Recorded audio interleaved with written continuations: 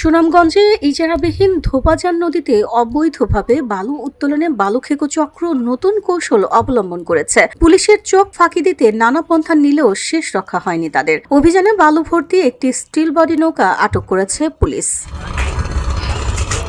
জানা যায়, সুনামগঞ্জ সদর থানার অফিসার ইনচার্জ মোহাম্মদ রতন শেখ যোগদানের পর থেকে অবৈধ বালু, চোরাচালান ও মাদক সিন্ডিকেটের বিরুদ্ধে নিয়মিত অভিযান পরিচালনা করছেন। তার কঠোর অবস্থানের কারণে বালুখেকো ও চোরা কারবারিদের মধ্যে আতঙ্ক সৃষ্টি হয়েছে। একই সঙ্গে সাধারণ মানুষের কাছে তিনি একজন নিষ্ঠাবান ও ন্যায়পরায়ণ কর্মকর্তা হিসেবে পরিচিতি পেয়েছেন।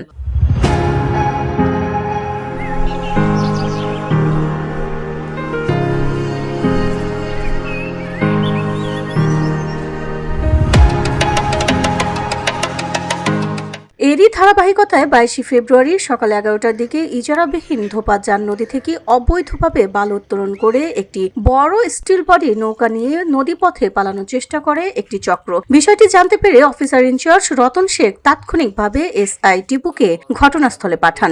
যে চলতি নদী, যে নদীতে প্রতিনিয়ত অবৈধভাবে বালু উত্তোলন করে পুলিশের উপস্থিতি টের পেয়ে নৌকার মাঝি পালিয়ে গেলেও এসআই টিপু ও তার সঙ্গীয় ফোর্স বালু ভর্তি স্টিল বডি নৌকাটি আটক করতে সক্ষম হন। এ বিষয়ে অফিসার ইনচার্জ মোহাম্মদ রতন শেখ ঘটনার সত্যতা নিশ্চিত করে বলেন, বালুখেকো চক্র পুলিশের চোখ ফাঁকি দিতে নতুন কৌশল গ্রহণ করেছিল। তবে তথ্য পেয়ে অভিযান পরিচালনা করে অবৈধ বালু ভর্তি একটি বড় স্টিল বডি নৌকা আটক করা হয়েছে। নৌকার মালিক সহ জড়িতদের বিরুদ্ধে আইনগত ব্যবস্থা প্রক্রিয়াধীন রয়েছে। নদী রক্ষায় আইন শৃঙ্খলা বাহিনীর যৌথ অভিযান অব্যাহত থাকবে বলেও জানান তিনি। যাতে আমরা রহিত করতে পারি। VOD Bangla news desk. এবং এসিল্যান্ডের সাথে কথা বলছি, তারাও আমাদের সাথে একমত।